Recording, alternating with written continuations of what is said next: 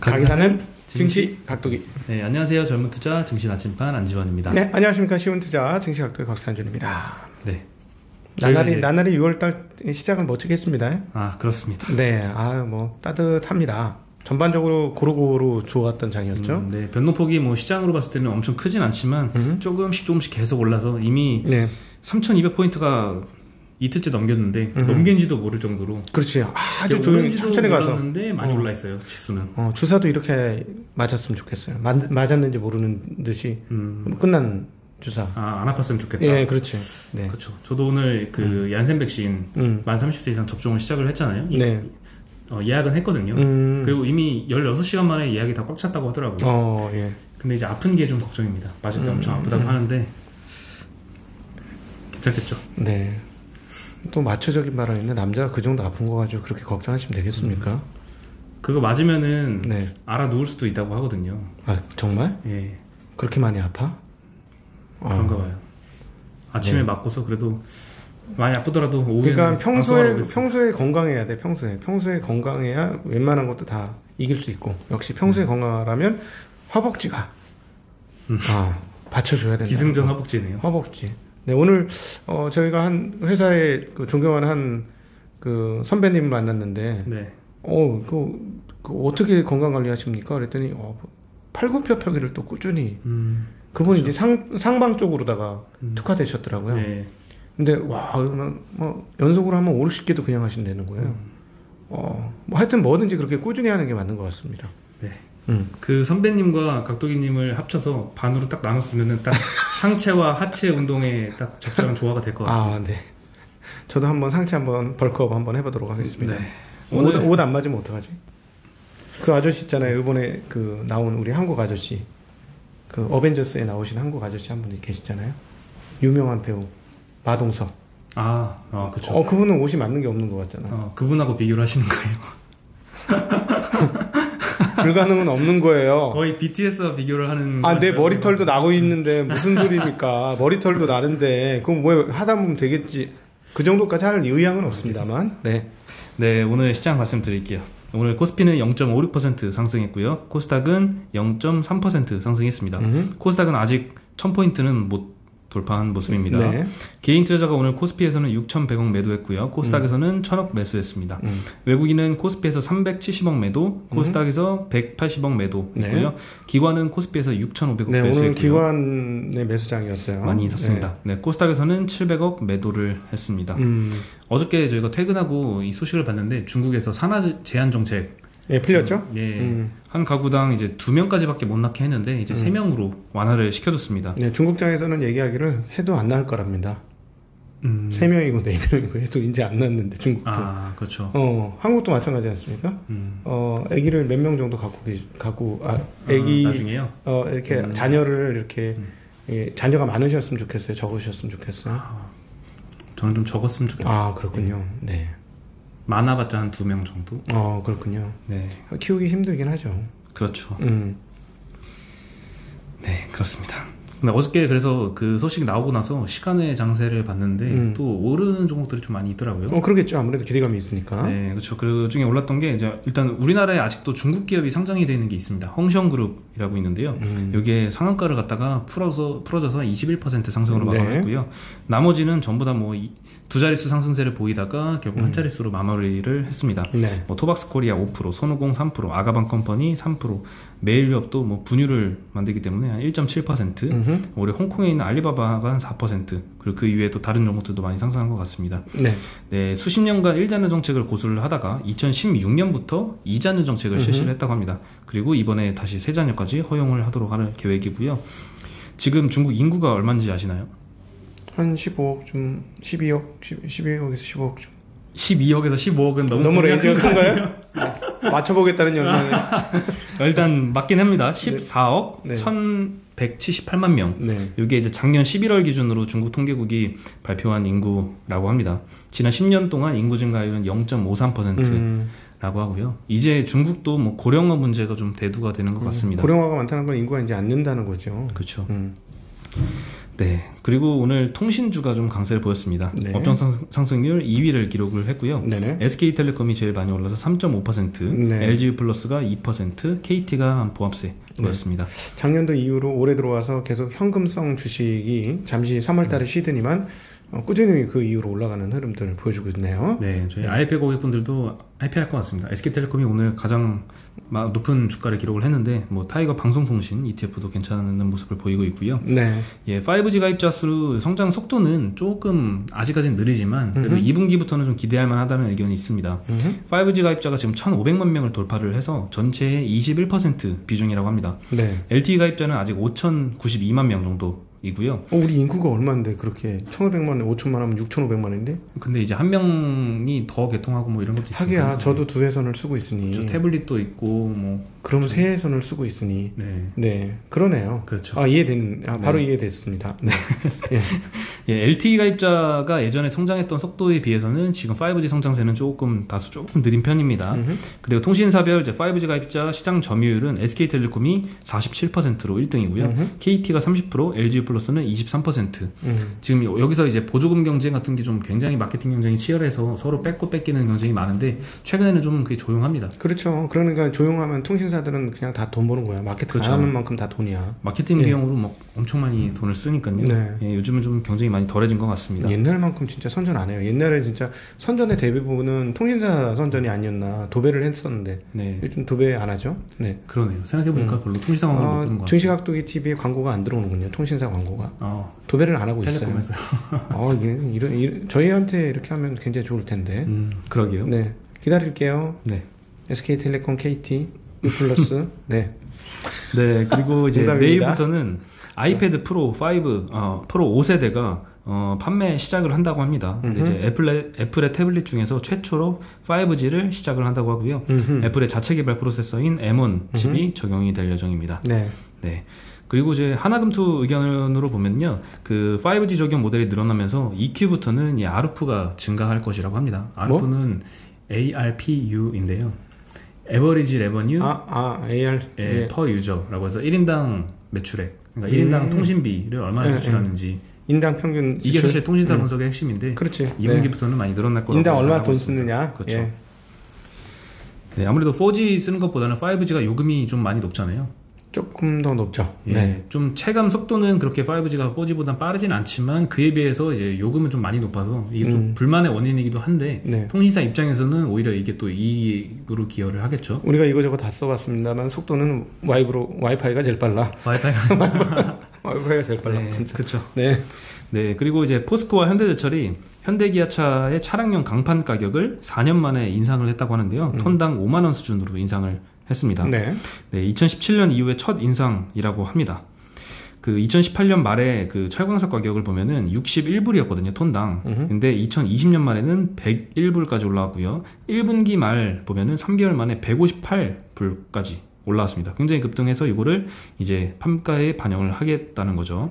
예, 철강업계 관계자에 따르면 현대기아차는 철강사의 주요 고객사로 단기 가격 등락보다는 안정적인 장기 공급 계약을 상호 간에 선호했기에 장기간 공급가를 지금까지 동결을 해왔다라고 하는데요. 네. 하지만 최근에 이제 철광석 가격이 워낙 급등하다 보니까 이에 따른 사정을 설명을 하고 가격 인상폭을 그래도 최소화한 것이라고 설명을 했습니다. 네. 당초에는 철광사들은 이제 8만 원 인상을 희망을 했는데 결국 협의를 거쳐서 5만 원으로 협상을 했습니다.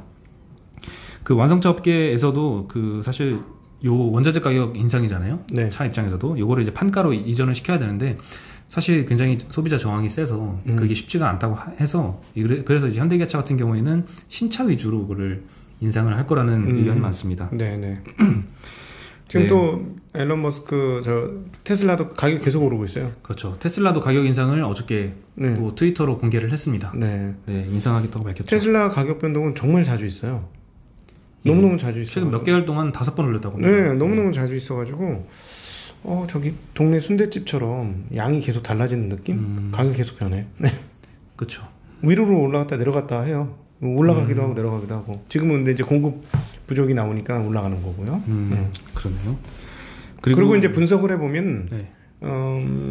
미국 테슬라 분석을 해보면 역시나 예상대로 대수에 지금 목숨 걸고 있습니다. 그리고 대수가 굉장히 중요하긴 하죠. 왜냐하면 대수를 뽑아줘야 아니 모델 S든 모델 X든 그 배터리 많이 써봐야 얼마나 많이 쓰겠어. 한 대 더 만드는 게 더 많이 쓰겠죠. 그래야 대수가 있어야 바잉 파워가 생기는 거고. 그래서 지금 보면 모델 X, 모델 3와 모델 Y 집중하고 있는 게 지금 테슬라고, 테슬라의 정책 방향은 뭐 그게 맞는 것 같습니다. 계속 대수를 늘려야 그 다음 공간을 만들 수 있으니까요. 그런 측면에는 되게 영악하게 잘 하고 있는 운영이다라는 생각은 하고 있습니다. 네, 테슬라가 가격을 올리면서도 밝혔잖아요. 그 원자재 가격 상승이 좀 부담이다라고 밝혔는데요. 실제로 이 철강 가격뿐만 아니라 자동차에 들어가는 뭐 타이어 가격도 많이 오르고 있고요. 구리, 차량용 반도체, 알루미늄 등의 뭐 거의 대부분 원재료가 다 오르고 있습니다. 그래서 차량 가격 인상은 정말 필수 상황인 것 같아요. 네. 차 없으니까 상관없죠. 아, 차 뭐 안 살 거니까 상관없습니다만. 저한테는 뭐 무관한 별로 저에게도 뭐 별로 그닥. 네. 그렇군요. 예. 그리고 이제 판가, 그 원재료 가격에 의한 판가 전이, 요게 지금 굉장히 화두잖아요. 근데 요거를 실제로 전이를, 같은 업종 내에서도 전이를 한 종목이 있는 반면에 못하는 종목도 있는데, 요 사이에 이제 주가 향방이 좀 갈리고 있다. 그럼요. 합니다. 기업들 중에서 그 가격에 반영을 못 시키는 거는 인플레이션 해지를 못하는 기업입니다. 그렇죠. 사실은 그 기업은 인플레이션 해지 수단이거든요. 돈 갖고 있는 이 기업에 투자해가지고 그걸로 커버리지 치겠다 이렇게 되는 건데, 단가를 못 올리면 얘네는 마진이 줄어요. 그럼 꽝이야. 그러면은 현금 갖고 있는 게 더 나을 수도 있죠. 그래서 이 단가를 올릴 수 있는지 여부를 잘 보셔야 되고요. 한국의 음식료 기업들이 지금 그런 기업들은 주가가 잘 오릅니다. 그렇죠. 예. 네. 같은 음식료 섹터를 한번 설명을 드리면요. 그 CJ제일제당은 햇반값을 계속 올리고 있습니다. 네. 네. 반면에 이제 농심은 신라면을 지금 가격을 계속 인상을 못 하고 있거든요. 그래서 주가 희비가 갈리고 있다고 하는데요. CJ제일제당은 일단 소맥 그리고 쌀값이 오르면서 햇반 가격을 기존에 1,600원에서 1,700원으로 100원 인상을 했고요. 컵밥 20여 종은 약 300원씩 각각 인상을 했다고 합니다. 예. 그래서 1분기 매출은 6% 전년 동기 대비 늘어났고요. 반면에 영업이익은 40%나 증가를 했습니다. 기록적으로 늘었네요. 예. 기존에 조금 어려웠었나 보네. 조금 마진이 저게 이제 단가 오르는 걸 반영을 못 시켜서 그렇죠. 좀 어려웠었나 보네. 네, 그래서 뭐 조금의 가격 인상만으로도 마진폭이 굉장히 커지는 것 같고요. 네.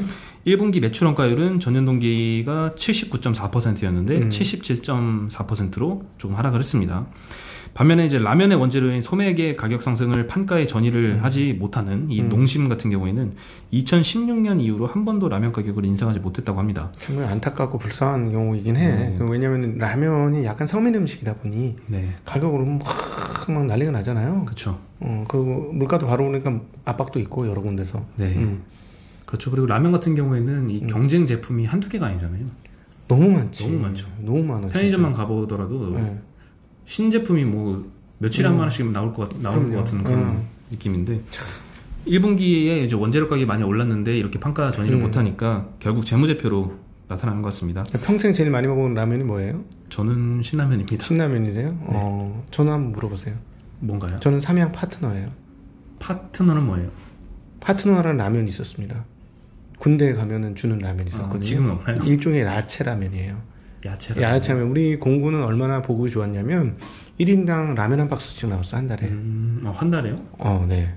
그래갖고 나중에는 그 쥐가 잡아먹고 막 그랬어요. 쌓아놓다가. 1인당 한 박스씩 나왔다고요? 엄청나요. 그럼 뭐 라면만 드셨어요? 육군하고 좀 격이 틀리죠, 우리는. 좀 이렇게 보급이나 모든 게 다 이렇게 퀄리티가 있습니다. 맨날 고기 반찬 나오고 그랬거든요. 그렇군요. 근데 거기서 하도 라면을 먹어가지고 나 군대 제대하고 한 3년인가 4년 동안 라면 한 번도 안 먹었어. 질러서요? 네, 근데 그 평생에 제일 많이 먹은 라면이 그 군대 때 먹은 그 파트너. 그래서 한 20년쯤 지나니까 생각나는 거예요. 없어졌더라. 없어. 전 처음 들어봤어요, 파트너라는. 그런 라면이 군대 보급이 나왔죠. 아마 좀 남았기 때문에 군대 보급으로 들어온 게 아닌가 하는 생각 드는데, 하여튼 그 당시는 참 그 신공, 그 조그만 쿠커에 얼마나 많은 라면을 끓일 수 있느냐. 그게 그 군인으로서 굉장히 뛰어난 그 능력치 중에 하나였어요. 그렇죠. 예, 작은 데다 최대한 많이 끓여야 되는 거지. 우리 왜 이렇게 민간에서는 한 3개나 끓이고 말 거에다가 한 8개, 7개, 8개씩 끓여내는 거죠. 그러면서도 아니 우리가 직접. 예, 그렇게 하면서 그게 이제 그 실력 좋은 애들이 상당히 인정받고 그런 시대를 살아왔었습니다. 그 안에서 또 그런 게 또 재미죠. 그렇죠. 네. 네, 그래서 판가에 전이를 하지 못한 이 농심 같은 경우에는 1분기에 영업이익이 약 전년 동기 대비 55%나 감소를 했다고 합니다. 안타깝네요. 주가도 좀 많이 못 오르고 있는 상황이고요. 그런데 반면에 여기서 가격을 올린다면 주가가 폭등하겠네. 그렇죠. 노리고 있어야 되는 거예요. 네, 그래서 뭐 똑같은 이제 원재료 가격이 많이 올라갔던 업종들이라고 하더라도 그 안에서 좀 종목들 세부적으로 봐야 될 것 같습니다. 주가가 떨어져 있으면 전화 한번 해야 되겠습니다. 네. 자꾸 캐내야 되겠죠. 왜 안 올리는지. 언제 올릴 건지. 안 얘기해 주겠죠. 그러겠죠. 안 얘기지. 그거를 알아내는 게 능력이겠죠. 그렇죠. 라면 끓이는 능력하고 비슷한 겁니다. 그럼요. 네, 자꾸 살살살살살. 네, 살살살살살 달래면서 다른 얘기를 하게 하는데 거기서 내가 힌트를 얻어야 돼. 예, 절대 얘기는 안 해주는데 뭔가 힌트를 얻을 수 있어. 네, 자주 해보면 그 촉이 생깁니다. 이 사람의 마음속을 독심술이에요. IR 담당자의 마음을 꿰뚫어서 읽어내는 거죠. 아, 이거 곧 오는구나. 그 IR 전화하실 때 각도기라는 걸 밝히면은 거의 아시는 분이 많으신가요? 거의 없더라고요. 저희 아직 뭐 그렇게 유명한 채널 아닙니다. 그렇군요. 네, 안타깝습니다. 갈 길이 멉니다. 안타깝습니다, 진짜. 알면 좀 잘해줄 것 같은데. 그 하나라도 조금 더 자세히 설명해줄 수 있을 것 같은데. 그럼요. 조금 더 한 번은 있었어요. 탐방을 갔더니 SMCNC라는 회사 갔더니 저를 알고 있더라고요. 근데 정말 그때가 너무 기억이 나는 게 내 공부를 좀 덜 하고 탐방을 직접 간 거야. 네.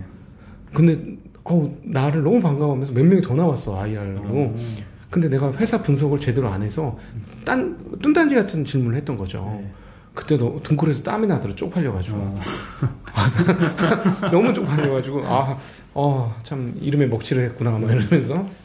그러겠네요. 왜냐면 그 회사를 분석을 했을 때 제가 초점을 맞췄던 건 뭐냐면 이 회사를 엄청나게 많은 MC들을 가지고 있어요. 네. SMCNC 같은 경우. 그래서 근데 MC들이 막 날라다니는 거야. 그래서 이거가 이렇게 되면 이 확고한 이 MC 주요 하여튼 한국의 유명한 MC를 다 갖고 있는 거예요.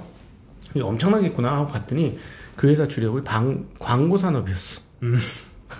매출의 주력이 광고였어. 그거 분석도 안 하고 간 거야. 매출 비중도 파악을 안 하고 갔어요. 그러니까 억대 3년간에 가장 쪽팔렸던 탐방이 바로 그 자리였어요. 몸둘 바를 모르겠더라고. 네, 그래서 물론 그 티는 좀 들렸는데 또 노래는 하잖아요. 그런 거 티 안 내고 또 이렇게 하는데 아주 그 SMCNC 관계자분들한테 그때 굉장히 쪽팔렸다는 거. 그러고 나서도 주가는 계속. 근데 쌤쌤이야. 주가도 안 올랐으니까. 그렇군요. 투자를 해서 본전에 나왔습니다. 어제 폭등한 거 있잖아요. 어제 네. 역시 내가 팔면 각방꿀이지 뭐. 네, 각방꿀이군요. 네. 네. 그리고 지금 이스타항공이 기업 회생 절차를 밟고 있거든요. 이게 지금 팔리려고 하는데 인수 전에 하림 그룹이랑 쌍방울 그룹 등이 한 10여 곳이 참여를 했다고 합니다. 인기 굉장히 많습니다. 네. 딸랑딸랑 쌍방울? 네, 쌍방울이요. 그 팬티 만드는 쌍방울? 네, 맞습니다. 팬티하고 비행기. 쌍방울이 근데 직접 참여한 건 아니고요. 요 그룹 관계사가 참여를 했습니다. 쌍방울이 옛날에 굉장히 어려웠던 기업인데, 네. 하림이 오늘 주가 엄청 빠졌어요. 하림이요. 하림 올랐다 빠졌죠. 네, 하림 올랐다 빠졌고 하림 지주는 최근에 엄청 올랐다 쭉 다 빠졌었어요. 네, 그렇죠. 네, 이달 17일부터 시작한 인수 의향서 접수를 어제 마감을 한 건데요. 전달. 예, 그리고 쌍방울그룹 계열사 광림이 컨소시엄을 구성해서 이 인수 의향서를 제출을 했고요. 하림그룹 자회사 페노션도 참여를 했습니다. 그리고 사모펀드 등의 한 10여 곳이 접수를 한 것으로 보이고요. 이스타항공은 입찰 금액 그리고 종업원의 고용 승계, 경영 능력 등을 평가를 해서 다음 달에 최종 인수자를 확정할 계획이라고 합니다. 이후에는 근데 유상증자가 필연적으로 이제 따라올 거라고 하고요. 그리고 기존 대주주가 보유한 주식 대부분은 소각될 전망이라고 합니다. 야, 근데 정말 신기하지 않아요? 왜 이렇게 비행기 사업은 안 되는데 자꾸 사람들이 참여할까? 그 워렌 버핏 할아버지가 뭐라 그러는지 알았습니까? 아십니까? 비행기 산업에 관련해서. 그 유명한 혹시 그 얘기인가요? 라이트 형제가 비행기를 안 만들었으면 투자자들에게는 굉장히 좋았을 것이다. 이렇게 얘기했어요. 조금 더 자극적인 표현은 이런 거 있습니다. 내가 만약에 그 1900년대 초반으로 돌아간다면 라이트 형제들을 총으로 쏴버릴 것이다. 차라리 없었던 게 낫다. 그래가지고 많은 투자자를 도탄에 빠지게 한 게 항공산업입니다. 그렇죠. 그런데 뭐 자기도 델타항공 투자했었잖아. 그렇죠. 네. 진짜 신기해. 아쉽게도 손절하고 나왔지만. 네. 근데 뭐 많은 분들한테 편의를 제공해 주는 거니까 사실. 네. 부자들은 제트 항공기를 타더라고. 전용기를. 왜 그럴까요? 먼 거리를 빨리빨리 이동을 해야 되니까. 시간이 돈이니까. 그렇죠. 그분들은 시간이 너무 귀중한 돈이거든요. 네. 그러니까 벌써 이렇게 기업 분석을 할 때 볼 수 있는 눈이 틀리잖아. 워런 버핏 같은 건 15분만 대화하면 이 회사 인수해야 될지 말지 그냥 다 판단 다 쓴다잖아요. 근데 아마 그것도 있겠지만 사전에 검토가 이미 된 회사일 가능성도 상당히 높죠. 그럼요. 모르는 회사가 없는 천재야. 기억력이 10년짜리 복리율표를 다 외웠대. 그건 인간도 아니야. 내가 봤을 때 10년짜리 복리율표는요 눈에 보이지도 않아요. 그거 눈으로 보려면 이 벽에 다 써야 보일걸. 엄청 촘촘한 건데 그거를 다 외우고 있다는 거야. 대단한 사람 아닙니까? 그렇죠. 네. 여하튼 그러니까 그 사람들은 한번 보면 바로 파악을 하니까 그렇게 볼 수 있는 시간만 많이 주어지면 얼마든지 더 좋은 결과를 얻을 수 있죠. 그래서 여러 가지 미덕 중에서 수익률을 올리는 미덕은 부지런함과 연계되어 있습니다. 네, 그렇습니다. 그리고 또 항공사 얘기인데요. 올 여름부터는 괌이랑 사이판 여행이 재개가 될 것 같습니다. 우리나라요? 예. 그래요? 우리나라입니다. 지금 굉장히 백신 접종 속도가 지금 빨리 역시 뭐 우리 예상했던 대로잖아요. 예, 빨리 민족 지금 한번 시작하면 뭐 없어서 못 맞추는 있으면 그냥 바로바로 끝내버려. 그렇죠. 뭐 이런 분위기죠. 네. 네. 일단 제주항공은 8일부터 사이판 노선 운행을 재개한다고 하고요. 그리고 8월부터는 괌 취항도 시작을 한다고 합니다. 아시아나항공도 11월 운항하는 괌 노선 항공권 판매를 시작을 했다고 하고요. 네. 진에어는 이미 지금도 주 1회 괌 노선을 운행 중입니다. 티웨이 항공과 에어서울도 최근에 괌 노선 운항 허가를 국토부에 신청을 했다고 하고요. 괌이랑 사이판 정부는 이제 화이자, 모더나, 얀센 백신 이 접종 완료자를 대상으로 격리를 면제하고 있고요. 우리 정부도 이제 백신 접종 완료자가 해외를 다녀온 경우에 자가격리를 면제하고 있습니다. 그래서 내가 만약에 얀센 백신을 맞았다라고 하면 이제 여름부터는 그냥 자유롭게 예전처럼 괌 사이판 갔다 올 수 있는 거죠. 네, 그렇군요. 국내에서 성장하던 이제 골프 산업들은 꺾일 수도 있겠다. 그렇죠. 해외 못 나가서 골프 사업이 장난 아니게 컸다. 수요가 다시 바깥으로 나갈 수 있겠죠. 그러나 그럼에도 불구하고 한번 넓어졌던 시장에서 그 옷이라든가 공이라든가 이쪽 사업을 하는 회사는 계속 좋아요. 실적이. 그 저변은 확대됐는 걸 수도 있으니까. 구분해서 보셔야 될 것 같아요. 그러니까 골프장 사업 자체는 이제 지는 거고 반면에 골프 인구가 늘었으니 그거의 용품이나 이런 걸 파는 회사는 오히려 계속 유지가 될 수도 있고, 예, 그래서 그 유지가 되는지 여부와 주가 상승에 그걸 비교를 해서 아직도 많이 올랐지만 아직도 더 공간이 있다라고 생각하면 투자를 할 수도 있는 거죠. 그렇죠. 야, 오늘 많은 팁을 드리네. 투자의 팁을. 네. 그러네요. 한동안 팁 안 주시더니. 네. 요즘 팁이 없었어요. 줄 팁이 없었거든. 네. 팁 고갈했었어요. 네. 예. 네, 그리고 다만 이제 항공사들이 최근에 이제 리포트도 오늘도 나오던데 그 유상증자를 할 수가 있거든요. 그렇죠. LCC 같은 경우에는 지금 돈 모자르지. 상장사 4개 중에 3개는 지금 부분 자본점식 상태. 그럼 계속 돈이 자본금이 없어지는 거니까. 네, 뭐 예를 들면 오늘 KB증권에서는 그 제주항공에 대해서 3분기에는 아마 1,500억 정도의 유상증자를 예상을 한다라고 하더라고요. 그래서 관련 좀 빠졌죠, 주가가. 네, 그렇습니다. 그런데 여기서 살아남고 다시 진짜로 그 항공 수요가 증가를 하면 위기 탈출되는 거지. 그렇죠. 근데 그 항공주는 너무 빨리 반영된 거 아닙니까?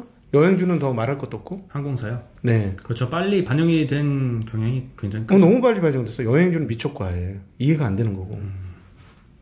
자기 여행 못 가는 걸 여행주에다 욕망을 심었나? 이거 안 되잖아요 지금. 이해가 안 돼, 그 부분은. 근데 항상 정말 빨라졌어요. 코로나 이후부터 해가지고 빠지는 것도 빨랐고요. 올라오는 것도 빨랐고요. 항상 빨랐습니다. 네, 그래서 항상 한 발 더 빨리 움직여야 되고 소문난 잔치는 가지 말아야 되고. 네. 많은 분들이 지금 다 똑똑한 사람들이 너무 많아진 것 같아요. 저희가 기여를 좀 했나요? 그러길 바랍니다. 네, 패스. 네. 그리고 5월달 수출 데이터가 드디어 나왔습니다. 이번에도 성장률이 엄청 나왔어요. 아니 5월 끝난 지 언제 됐는데 수출 데이터 진짜 우리나라 미친 나라야. 그렇죠. 30일 전 세계에서 제일 빨라. 6월 1일이 나옵니다. 그러니까 전 세계에서 제일 빨라 수출 데이터. 이걸 보고 외국인들이 세계 경기를 읽기도 합니다. 세계 경기 바로미터요? 그렇군요. 네, 대단한 나라 아닙니까? 네, 일단 점정치는 오늘 바로 나왔는데요. 수출이 507억 달러, 그래서 45.6% 전년 동기 대비 증가를 했습니다. 네. 그 수입은 478억 달러로 37% 전년 동기 대비 증가를 했고요. 수출의 이제 15대 주력 품목 중에 14개가 증가를 했고요. 그 중에 12개는 두 자릿수나 증가를 했습니다. 그리고 반도체, 자동차, 석유화학 등이 호조를 보였고요. 그리고 최근 3개월 동안 수출이 500억 달러를 연속으로 넘기고 있습니다. 네, 올해 들어서 수출은 정말 잘 나오고 있고요. 재작년하고 한번 비교해봤으면 좋겠다. 전년 동기 대비로는 좀 의미가 없는 것 같고. 그렇죠. 근데 재작년보다 늘은 것 같아요 지금. 네. 그래서 뭐 수출 잘 나오니까 뭐 GDP 전망도 지금 올리고 있다 하더라고요. OECD에서도 오늘도 한국 경제 성장 전망치를 올렸고요. 네. 주가는 왜 조금밖에 안 올라가? 그래도 지금 뭐 많이 오르긴 했지. 네. 가랑비에 옷 젖는다고 조금씩 계속 올라서 지금 어느새 보니까 3,220포인트잖아요. 인버스 하시는 분들은 어떻게 할 거야? 어떻게 한번 얘기 한번 해보세요. 나 인버스 샀어요. 어떻게 했으면 좋겠어요? 안피비님 저 이 인버스 샀는데 어떻게 하면 좋아요? 당장 파셔야죠. 아, 네, 알겠습니다. 전화 바로 끊어야지. 그렇게 단호하게. 그러시구나. 그렇죠. 네, 확실히. 최근에 인버스 사셨다는 분을 들어본 적이 없는데요. 못 팔고 계신 분 있죠.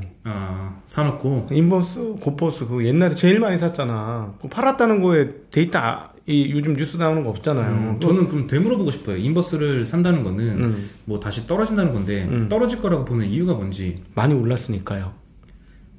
이렇게 많이 오른 적은 없잖아요. 왜 우리나라가 이렇게 주가가 많이 올라야 하나요? 전 동의할 수 없어요. 인버스. 그렇군요. 그러니까 시장 예측하지 말자는 거지. 그렇죠. 시장 예측 안 맞아요. 그러니까 정확하게 구분해서 말씀드릴게요. 시장을 맞추려고 하지 마세요. 맞추려고는 하지 마는데 시장의 방향성이 어디로 갈 건지에 대한 골똘한 생각은 하셔야 되는 거예요. 저희가 계속 말씀드리지만 오늘 음식료 관련해서 얘기를 조금 더 깊이 드렸습니다만은 음식료의 마진이 어떻게 될 것이다. 그리고 그 다음에 뭐 식당이 어떻게 될 것이다. 여행이 어떻게 될 것이다. 이런 고민들은 계속 해서 그 중에 괜찮은 것들은 찾아내는 거는 해야 돼요. 왜냐하면 지금 인기 있는 게 아니고 앞으로 인기 있는 거를 투자하는 게 투자니까. 지금 인기 있는 거는 부하 내동이고 앞으로 인기 있는 걸 발굴해내는 게 투자니까. 그래서 그런 시장에 대한 미래 전망을 하되 이제 시장이 많이 올랐으니까 떨어져야 돼. 많이 떨어졌으니까 올라야 돼. 어떻게 하냐고. 모릅니다. 계속 말씀드리지만 1929년도 대공황 오기 전에 그 전에 버블이었는데 그 전전에도 버블이었어요. 26년, 27년, 28년 롤링 1920이지 않습니까? 롤링 1920. 그 롤링 1920 그게 약간 한영의 조합인데요. 롤링 1920. 대충 좀 알아들었어요. 알아들었어요. 내가 이렇게 영문하고 한문하고 막 이렇게 하다 보니까 그때가 왜 근데 그게 더 재밌는 게 뭐냐면요. 그 전에 뭐가 있었냐면 스페인 독감이 있었잖아요. 스페인 독감 있고 나서 롤링 1920가 있었는데 그러니까 사람들이 못 만나갖고 환장이 나가지고 그 다음부터 더 만나면서 더 활성화되고 막 난리가 났던 것이죠. 그러니까 그렇게 됨으로써 29년도 대공황 오기 전에 이미 상당히 먼저 많이 주가가 올랐어요. 이미 26, 27, 28부터 버블론이 있었거든. 그런데 29년까지 갔거든요. 10월까지. 그러니 높다라고 이제 떨어질 거야. 이건 모른다는 거예요. 가격은 우리에게도 어떤 정보도 제대로 주지 않는다는 거. 가격은. 그거는 꼭 기억하셨으면 좋겠습니다. 네, 이미 시간이 많이 지났는데 재밌는 소식이라서 그래도 하나 말씀드리고 끝내는 게 좋을 것 같아요. 스페이스X에서 내년부터 진짜 로켓 배송을 시작을 한다. 그래서 전 세계 어디든지 30분 내에 도착을 한다라고 하는데요. 이 쿠팡의 로켓 배송과는 이 차원이 다릅니다. 진짜 로켓을 쏴서 배송을 한다고. 로켓으로 하는 배송, 로켓 배송입니다. 일론 머스크가 또 트위터를 남겼는데요. 로켓 발사대를 해양에 설치를 해서 바다 위에서 자유롭게 이동을 할 수 있다라고 언급을 했고요. 바다 위에서 이제 택배를 쏘는 거죠. 픽 쏴가지고 뉴욕에서 베이징까지 30분 만에 쏘는 겁니다. 그걸로 해서 배송을 하겠다라는 계획인 것 같습니다.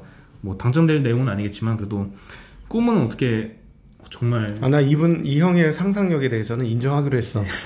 와 정말 남다르죠. 근데 지금 최근에 그 땅굴 터널 뚫어가지고 차 운행합니다 실제로. 근데 그게 만약에 전기차만 운행을 하면 매연 문제가 없을 거 아니에요. 그러면서 속도도 자율주행으로 앞뒤차를 유지시켜주는 것만 하면 딴 건 몰라도 엄청나게 빠르게 교통소통이 되겠죠. 그걸 지금 하고 있어. 그러니까 미친형이야. 근데 미친형인데 실제 하고 있어. 저 이 얘기 듣고 나서 처음에는 옛날 다른 사람 같았으면 이랬을 텐데 어떻게 할까? 고민을 해보니까 중국에서 배로 가지고 와. 그래서 해양에 도크를 만들어. 그 물건을 배에서 필요한 급하게 하는 거를 실어가지고 로켓으로 그냥 쏘는 거지. 그렇죠. 그렇게는 가능하겠다는 생각이 드는군요. 근데 배송 비용이 100배는 비쌀 것 같은데? 뭐 처음에는 그러겠죠. 나중에도 그럴 것 같은데. 나중에도 나중에도 그럴 것 같은데. 누가 그런 거를 살까? 그렇죠. 근데 너무 갑자기 너무 이렇게 원래 한 발짝 한 발짝 나가야 되는데 한 50걸음을 한 방에 나간 것 같아요. 뉴욕에서 이제 베이징까지 한 14시간 정도 걸릴 텐데 이거를 30분 만에 너무 확 당겨버린 느낌인 것 같긴 합니다. 근데 이제 스페이스X가 이제 해양 우주 플랫폼 건설을 위해서 작년 8월에 해상 시추선 2개를 인수를 했다고 하고요. 화성의 이름을 딴 데이모스, 포보스라고 이름을 붙였습니다. 지금 이거를 개조 작업을 진행 중이라고 하고요. 이외에도 다수의 해상 발사대를 건설을 해서 전 세계 주요 해상에 배치한다는 계획을 갖고 있습니다. 어떤 제품 로켓으로 급하게 써야 될까요? 그러게요. 제가 서민인 것 같아요. 상상이 되는 물품이 없네요. 제 머릿속에는. 뭐 노트북을 만약에 쏜다. 미쳤어? 서류는 뭐 이렇게 계약서. 계약서요? 계약서 같은 거 어떨까요? 긴급 계약서. M&A 계약서. 정말 이 정도 비싼 배송료를 지불할 만한. M&A 이 회사 인수하는데 당장 인수할 거니까 계약서 보내요. 그럼 계약서 써서 다시 로켓으로 보내. 비행기보다 훨씬 빠르게. 그 정도 가능하지 않을까? 상상이 안 됩니다. 무슨 물건을 할지. 네. 대단한 분 같습니다. 네. 네. 오늘은 너무 길어졌네요. 네. 팁을 너무 많이 들었어요. 네. 역대급으로 제일 많이 길어졌네요. 네, 죄송합니다. 처음인데요. 네. 네, 그럼 저희는 여기서 빨리 인사드리겠습니다. 안녕.